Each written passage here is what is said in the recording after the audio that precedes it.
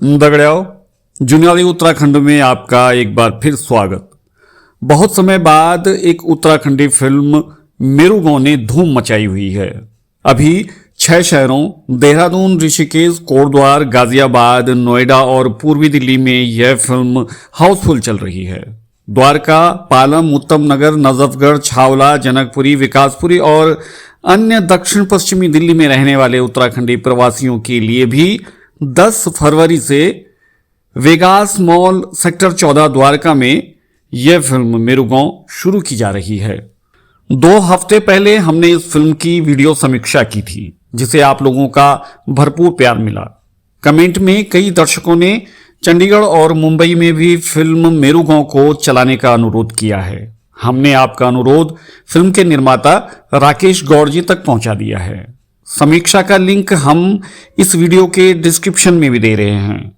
इसी दौरान हमने फिल्म के निर्देशक अनुज जोशी से बातचीत की थी। देखिए उस इंटरव्यू के कुछ चुनिंदा अंश।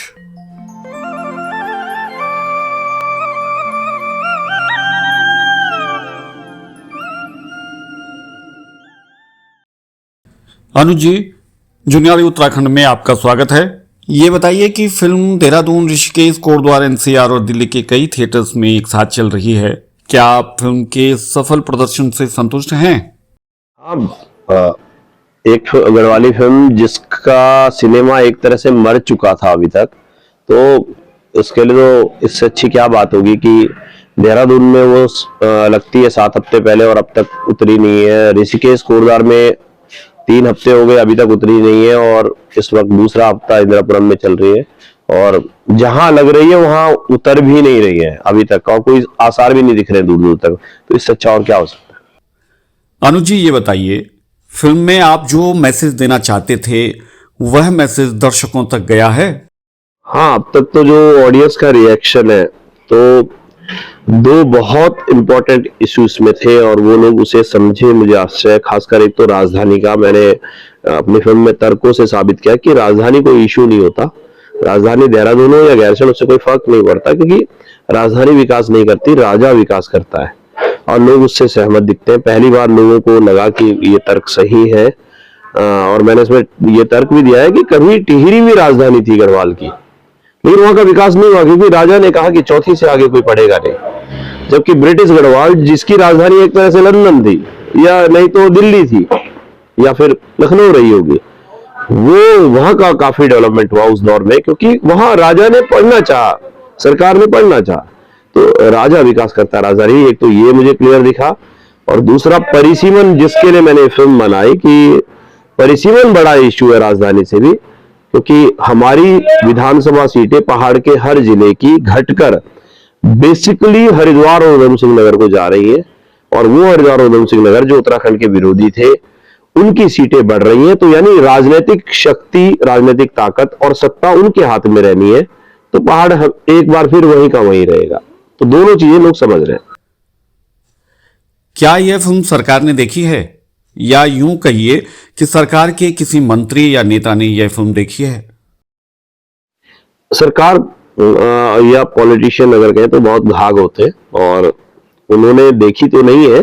कुछ विधायकों ने आधी फिल्म देखी, कुछ ने कुछ देर तक देखी, पर उन्हें खबर सब रहती है। उनके पास एक तंत्र होता है एलआईयू से लेकर हर एक का, उन्हें मालूम होता है कि कुछ ऐसा चल रहा है और उनकी जो पॉलिसी होती है कि खामोश रहने की, क्योंकि कुछ कहेंगे, कुछ बोलेंगे, कुछ करेंगे तो उसका उन पर गलत असर पड़ता है और इशू ज्यादा हो जाता है। तो उनकी पॉलिसी रहती है नजरअंदाज करने की कि ये इशू ही ना बन पाए, तो सरकार को इससे कोई मतलब नहीं।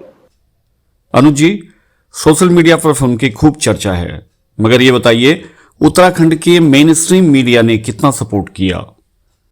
जो ऑफिशियल मीडिया है वहां से कभी ऐसा कोई खास सपोर्ट नहीं मिला। जो लीडिंग डेली है उत्तराखंड के या बाकी इलेक्ट्रॉनिक मीडिया, ऐसा कोई खास उन्होंने साथ नहीं दिया। छोटी मोटी, बहुत छोटी मोटी उन्होंने कवरेज दी और कईयों ने उसको भी मतलब इतना संक्षिप्त दिया कि लोगों की नजर भी ना पड़े। ऐसा ही माहौल है इसमें उत्तराखंड में। और दुख ये है कि कई जो मशहूर पोर्टल है वहां के, उन्होंने घटिया फिल्मों को लगातार सपोर्ट किया, लेकिन आश्चर्य की जो फिल्म उनके मुद्दे पर थी वो उसके लिए एक शब्द बोलने को तैयार नहीं हुए।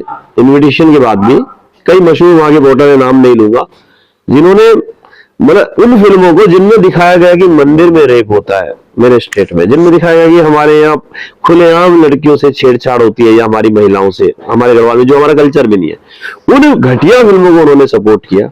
लेकिन एक फिल्म जो सच में उत्तराखंड की बात कह रही थी, पहाड़ का कल्चर दिखा रही थी, जिसमें कहा जा रहा था कि हमारी औरतें 8-8 किलोमीटर पैदल जाती हैं, बौड़ों में जाती हैं, दूर जंगलों में, तब भी वो सुरक्षित रहती है, ऐसा हमारा माहौल है, ऐसी फिल्म को सपोर्ट करने नहीं आए। तो बहुत कम कुछ पर्सनल चैनल ने साथ दिया। वहाँ देहरादून में जैसे एक दो यूट्यूब चैनल या पोर्टल ने, और या जैसे आप ये जूनियाली उत्तराखंड आया, और मैं धन्यवाद करूंगा जूनियाली उत्तराखंड का कि उसने इस फिल्म को महत्व दिया और मुझसे बात करने के लिए आए। इस फिल्म से एक और खासियत ये कहूंगा कि इसने गढ़वाली सिनेमा जिंदा कर दिया।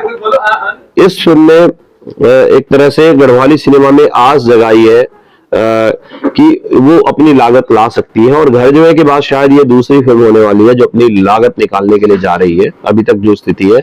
और इसके बाद इसने कुछ ऐसे गढ़ पैदा किए हैं, जैसे एनसीआर में कोई नहीं जानता था इंदिरापुरम में, जयपुरिया मॉल में कोई फिल्म चल सकती है, और अब ये गुड़गांव से लेकर दिल्ली के बीच में या फरीदाबाद या आपका नोएडा में कुछ ऐसे सेंटर डेवलप कर रही है कि आगे से हर गढ़वाली फिल्म के लिए वो एक रास्ता बन जाएगा। तो इस फिल्म की सबसे बड़ी उपलब्धि है कि ये एक बिजनेस का रास्ता दे रही है गढ़वाली सिनेमा। अनुज जी, आप लोगों ने हाल ही में उत्तराखंड का पहला ओटीटी अम्बे सिने शुरू किया है, उसके बारे में कुछ बताइए। हमने उत्तराखंडी सिनेमा के लिए आज के दौर को देखते हो, क्योंकि आज सिर्फ सिनेमा हॉल्स नहीं और टेलीविजन नहीं, अब एक और मीडिया आया ओटीटी प्लेटफॉर्म का। तो हमने पहला उत्तराखंड का ओटीटी प्लेटफॉर्म बनाया अम्बे सिने, जो हमारी गढ़वाली कुमाऊनी फिल्में या वेब सीरीज उसमें रहेंगी, और ये पेड सब्सक्रिप्शन बेस पे होगा, जैसे नेटफ्लिक्स है, अमेजन प्राइम है, और ये हमारे गढ़वाली सिनेमा का या कुमाऊनी सिनेमा का भविष्य है। और ये अभी अक्टूबर में लॉन्च हुआ है, और इसमें कुछ क्वालिटी वेब सीरीज हैं, फिल्में हैं, और जहां तक मुझे लगता है हमारी गढ़वाली कुमाऊनी भाषाओं को बचाने के लिए जो अगला मुझे दिखता है रास्ता, वो ये ऐप है। दगड़ियाओ, तो ये थी फिल्म मेरू गांव के निर्देशक अनुज जोशी से हमारी एक्सक्लूसिव बातचीत। आपको ये वीडियो कैसा लगा नीचे कमेंट बॉक्स में जरूर लिखें, और अगर आपने हमारा चैनल जूनियाली उत्तराखंड अभी तक सब्सक्राइब नहीं किया तो तुरंत करें। धन्यवाद।